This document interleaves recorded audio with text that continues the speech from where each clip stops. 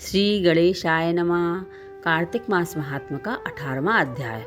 अब रौद्र रूप भगवान शंकर अपने वीर गणों के साथ नंदी पर चढ़कर हंसते हुए युद्ध भूमि में आए। उनको आया देखकर उनके पराजित गण लौट आए। उनके आयुध से दैत्यों पर प्रहार करने लगे। भीषण रूपधारी रुद्र को देखकर दैत्य भागने लगे। तब युद्ध में अपने दैत्यों को पराजित देखकर जालंधर हजारों बाण छोड़ता हुआ भगवान शंकर की ओर दौड़ा। उसके शुंभ निशुंभ आदि वीर भी क्रोध में अपने ओंठों को काटते हुए शंकर जी की ओर दौड़े। इतने में शंकर जी ने जालंधर के सब बाणों को जलाकर काट डाला और गणों को निर्भय कर अपने बाणों की आंधी से दैत्य को पीड़ित कर दिया।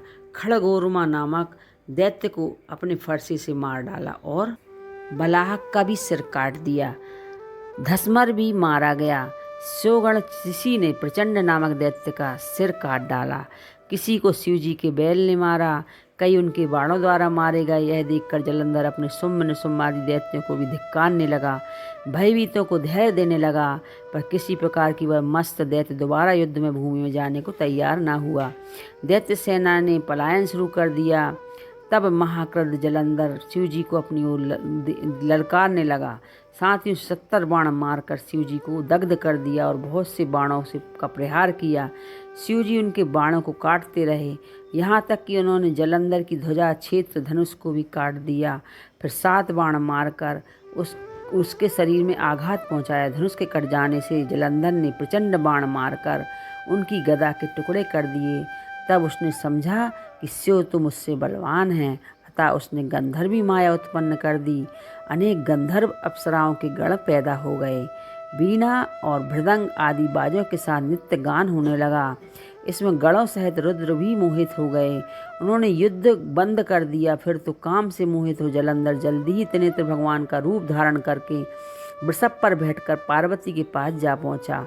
इधर जब पार्वती जी ने अपने पति को आते देखा तो अपनी सखियों को साथ छोड़ दिया और आगे आई। पार्वती को देखकर कामोत्तर जालंधर का वीर्य पतन हो गया और उसके पवन से वह जड़ भी हो गया। गौरी ने उसे दानव समझा और अंतर्ध्यान होकर उत्तर की ओर मानस पर चली गई। वहां पार्वती को देखकर जालंधर फिर शिव जी की ओर लौटा। इधर पार्वती ने भगवान विष्णु बुलाकर दैत्य का वह कृत्य कहा। यह प्रश्न किया कि क्या आप इससे अवगत हैं?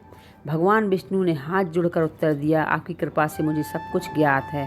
हे माँ, जो आज्ञा हो मैं पालन करूं। जगत माता ने विष्णु जी से कहा, उस दैत्य ने जो मार्ग खोला है उसका अनुसरण उचित है। मैं तुम्हें आज्ञा देती हूँ कि तुम जाकर उसकी स्त्री का पतिव्रत भ्रष्ट करो, वह दैत्य तभी मरेगा।